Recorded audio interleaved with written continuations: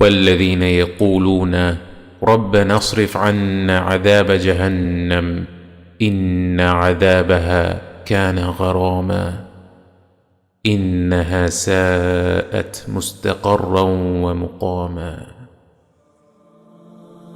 আমি সাক্ষ্য দিচ্ছি আল্লাহ ছাড়া কোনো মাবুদ নেই এবং মুহাম্মদ সাল্লাল্লাহু আলাইহি ওয়াসাল্লাম তাঁরই রাসূল। নিশ্চয়ই আল্লাহ সত্য, তার ফেরেশতারা সত্য, তার কিতাব সত্য, তার রাসূলগণ সত্য, কিয়ামতের দিবস সত্য, কদর সত্য, জান্নাত সত্য, জাহান্নাম সত্য।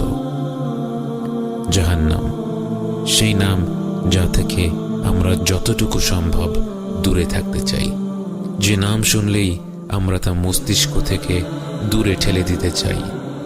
জাহান্নামী হওয়া তো দূরের কথা, আমরা এই নিয়ে চিন্তাও করতে চাই না। কিন্তু জাহান্নাম সত্য এবং আল্লাহ আমাদেরকে এর ব্যাপারে সতর্ক করেছেন। আপনার নিজের সন্তান যদি আগুনের দিকে হাত বাড়ায়, আপনি বলবেন না তাকে আগুনের মতো ভয়াবহ বিষয়ের কথা বলে লাভ কি? ছোট মানুষ এসব কথা শুনলে ভয় পাবে। আপনি জানেন সে আগুনে হাত দিলে তার হাতটা পুড়ে যাবে, তাই আপনি তার প্রতি ভালোবাসার কারণেই তাকে আগুনের ব্যাপারে সতর্ক করে দেবেন। পবিত্র কোরআনে যে বিষয়গুলো বারবার এসেছে তার মধ্যে একটি হলো জাহান্নামের ব্যাপারে সতর্কতা, কারণ আল্লাহ জানেন এই বিষয়ে মানুষ অনেক বেশি খামখেয়ালি। আল্লাহর রহমত অসীম এ কথা ভেবে অগণিত বান্দা জাহান্নামকে ভুলে সেই ভয়ঙ্কর পরিণতির দিকে নিজেদের ঠেলে দেবে। আল্লাহ জাহান্নামকে সৃষ্টি করেছেন অবিশ্বাসী মুনাফিক বান্দাদের জন্য এবং এমন সব বিশ্বাসীদের জন্য যারা অনেক বেশি পাপ অর্জন করেছে। জাহান্নামের আছে এক অতোষণীয় ক্ষুধা।